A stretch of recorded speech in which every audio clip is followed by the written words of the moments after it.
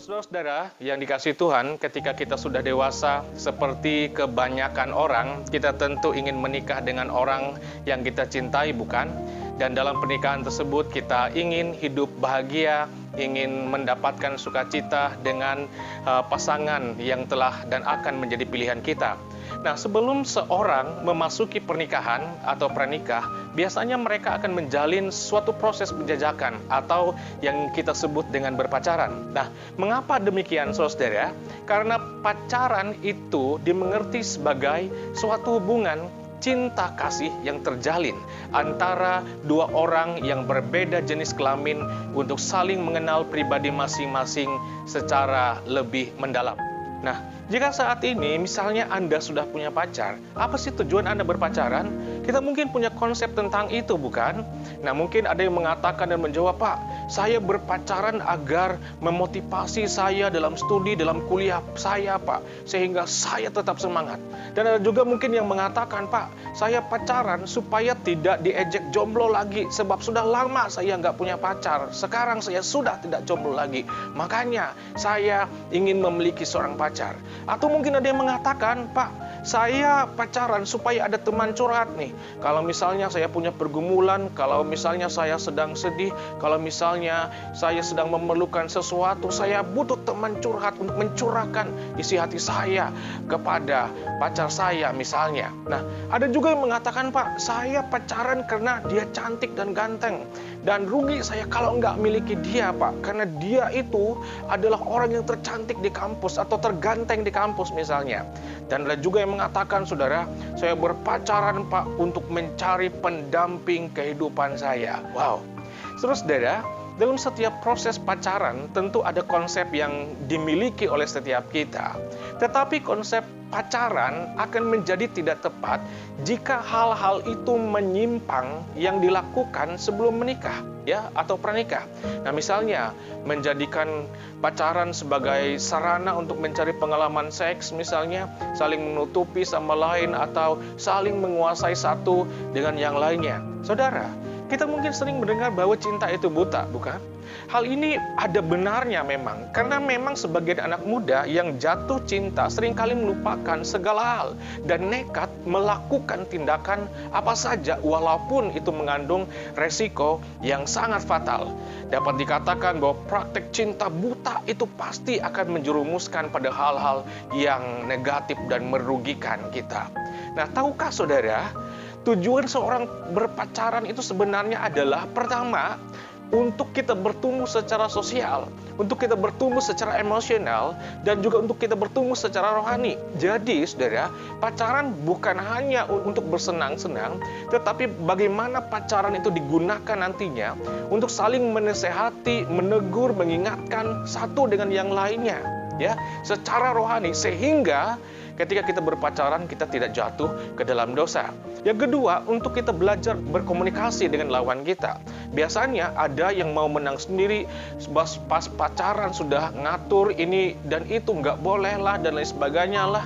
Dan saudara dikasihi Tuhan, jadi komunikasi dengan lawan jenis itu sangat perlu. Sebab ketika komunikasi kita waktu berpacaran semuanya baik, lancar, kita saling menghormati satu dengan yang lainnya, dengan perkataan kita, maka itu nantinya akan berkelanjutan ketika kita merit dengan dia.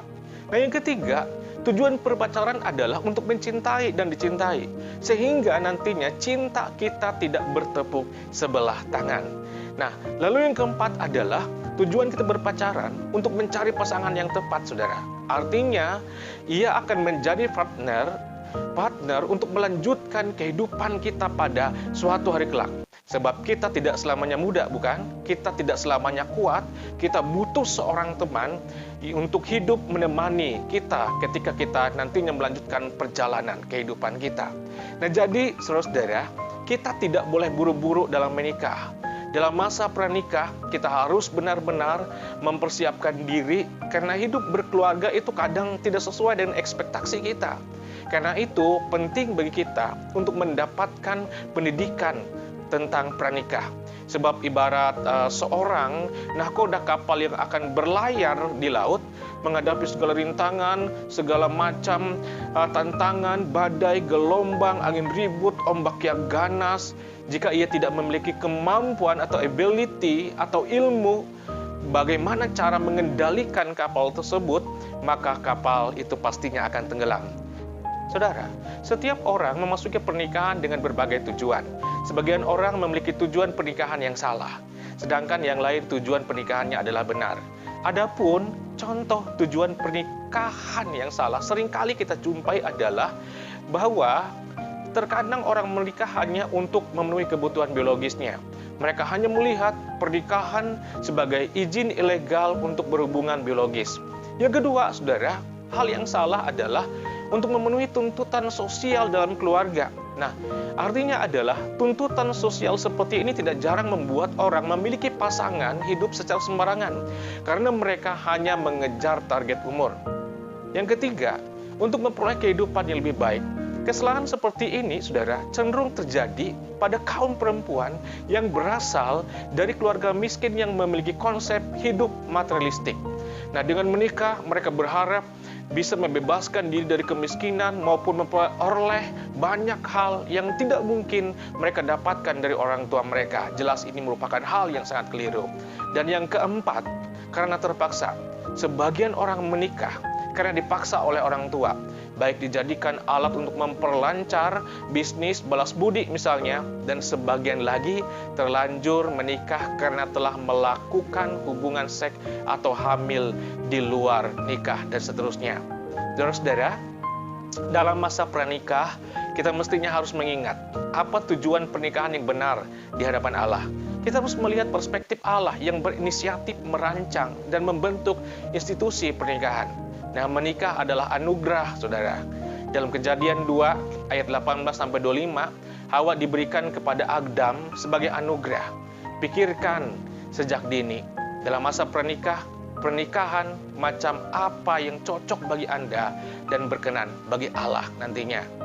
Rekan-rekan muda sekalian, ingatlah, dalam masa pranikah, sebelum kita menikah pada saatnya nanti, kita harus menjaga kekudusan hidup kita ini. Kita harus menjaga kehormatan diri kita. Karena tubuh kita ini adalah bait Allah yang terhormat, yang kudus, dan jangan kita rusak dengan hal-hal yang tidak berkenan di hadapan Allah. Nah, baik ketika kita berpacaran dan menjalani kehidupan ini, terutama pada jebakan godaan seksual.